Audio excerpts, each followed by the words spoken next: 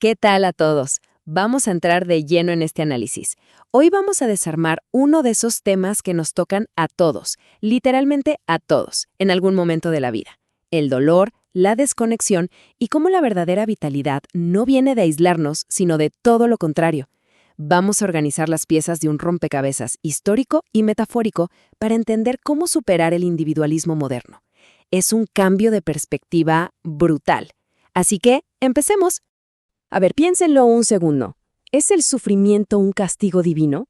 Esa es la gran pregunta y que genera muchísima confusión, ¿no? Muchas veces nos esforzamos muchísimo por hacer las cosas bien, tratamos de vivir con ética y, de la nada, llega una tragedia inesperada. Una crisis, una enfermedad, una pérdida dolorosa. Y claro, el instinto natural casi automático es decir, ¿pero por qué pasa esto si se están haciendo las cosas bien? ¿Esto es un castigo? Este es el dilema humano por excelencia frente al dolor. Pero ojo, porque la respuesta que nos ofrecen los textos antiguos es radicalmente distinta a lo que solemos asumir. Y aquí es donde la cosa se pone interesante y hacemos un cambio de paradigma total. Fíjense en esto. El Evangelio de Juan, en el capítulo 15, usa esta famosa metáfora de la vid verdadera. Por un lado, tenemos esta visión súper común del castigo, la idea de que el dolor es siempre una multa por haber hecho algo mal. Pero por otro lado está la poda. A la rama mala se la arranca, sí, pero a la rama buena, a la que ya está dando frutos, a esa se la poda. ¿Y para qué?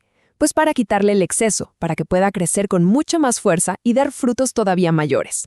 Es decir, retirar el orgullo, las falsas seguridades materiales o los apegos tóxicos. La poda duele, obvio, requiere cortes profundos, pero en esta visión no es una señal de que nos están abandonando, sino la prueba máxima de un cuidado minucioso para que alcancemos nuestro mayor potencial posible. Para entenderlo mejor, imagínense esto. Ilustra brillantemente la diferencia entre el éxito aparente y la verdadera vitalidad. Si cortamos una rama de un árbol, no se marchita al instante, ¿verdad? Sus hojas pueden verse súper verdes y hermosas por un par de días.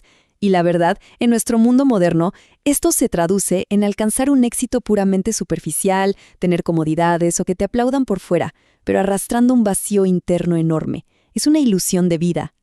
En cambio, la rama conectada puede enfrentar inviernos helados y climas duros, pero recibe savia y nutrición constante.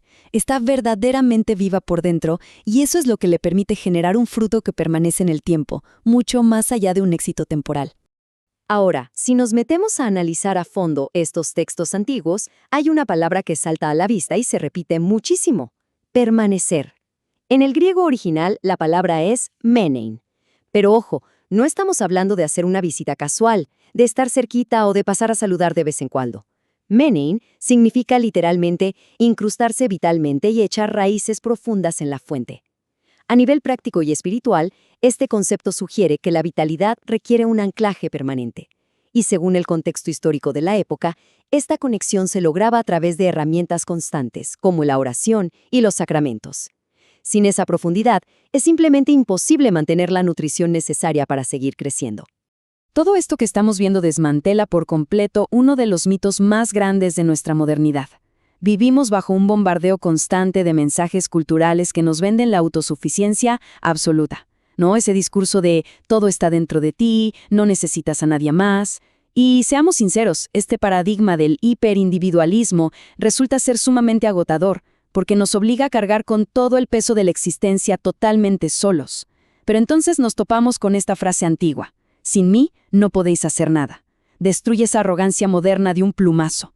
Nos invita a reconocer que la desconexión total solo nos lleva al agotamiento, y que la vulnerabilidad y la dependencia hacia una fuente mayor no son debilidades, para nada, sino el único camino real para no secarnos por dentro. Pasamos a la primera sección, el conflicto y la comunidad, enfocándonos en la gran lección del capítulo 15 de los Hechos de los Apóstoles. Al contrastar cómo se resuelven los problemas, vemos dos enfoques radicalmente distintos. Hoy en día, frente a un conflicto ideológico fuerte sobre cómo interpretar textos o doctrinas, el instinto moderno es dividir, fragmentar y apelar a que cada quien tenga su interpretación personal, creando caminos individuales. Sin embargo, el enfoque histórico de la iglesia primitiva en Antioquía fue totalmente el opuesto. Tuvieron un choque inmenso, una crisis real sobre qué reglas debían seguir los nuevos conversos. Y en lugar de que figuras clave como Pablo y Bernabé dijeran, bueno, esta es mi interpretación, me voy y fundo mi propio grupo independiente, eligieron la vía de la comunidad. En un contraste clarísimo con el individualismo moderno, prefirieron mantener la continuidad histórica y someterse a la sucesión apostólica. Buscaron el consejo de la estructura originada por los apóstoles para preservar la unidad de todos. Y miren esta secuencia histórica del famoso Concilio de Jerusalén porque nos muestra exactamente cómo se estructuró la autoridad para proteger a esa comunidad. Primero surge la crisis en Antioquía, generando un peligro inminente de división. Luego vemos una acción deliberada. Viajan a Jerusalén, que era la sede donde residía la autoridad apostólica inicial y esa cadena ininterrumpida que venía desde Pedro. Este evento es monumental. Marca una transición clarísima desde la autoridad directa de los apóstoles hacia un liderazgo eclesiástico bien estructurado. Y es vital entender esto. Fue exactamente esta misma estructura colegiada y comunitaria la que en las siguientes generaciones tuvo la autoridad histórica y legítima para producir, aprobar y preservar los primeros textos bíblicos que se leen hoy en día. Queda clarísimo que esta cadena de autoridad compartida fue el gran antídoto histórico contra la división. Llegamos a la sección 2, Santidad en lo ordinario, viendo el ejemplo práctico de Domingo Sabio. 14 son los años exactos que vivió Domingo Sabio. A veces existe esta creencia de que necesitamos vivir muchísimas décadas, tener grandes riquezas o acumular títulos para dejar un legado profundo. Pero este joven que vivió en el siglo XIX y fue alumno de San Juan Bosco nos demuestra algo increíble. Nos prueba que una rama aparentemente pequeñita, si está vitalmente conectada a la fuente, puede generar un fruto espiritual gigante en un periodo de tiempo cortísimo. Imagínense esto. A la corta edad de 7 años, Domingo escribió este lema: la muerte antes que pecar. Es una declaración de intenciones absoluta para guiar toda su existencia. Nos revela un compromiso inquebrantable de no permitir que absolutamente nada cortara ese flujo de vida entre sus convicciones espirituales más profundas y sus acciones. Básicamente habla de preferir perderlo todo, incluso la vida terrenal, antes que introducir la toxicidad de la separación o cualquier falta ética en su interior. Es un entendimiento asombrosamente maduro, para alguien tan joven, de lo que realmente significa proteger la conexión interior. Pero lo maravilloso aquí es observar su método exacto en el día a día, porque la santidad o la excelencia espiritual en este caso no se trató de milagros espectaculares, levitaciones o penitencias extremas. Para nada.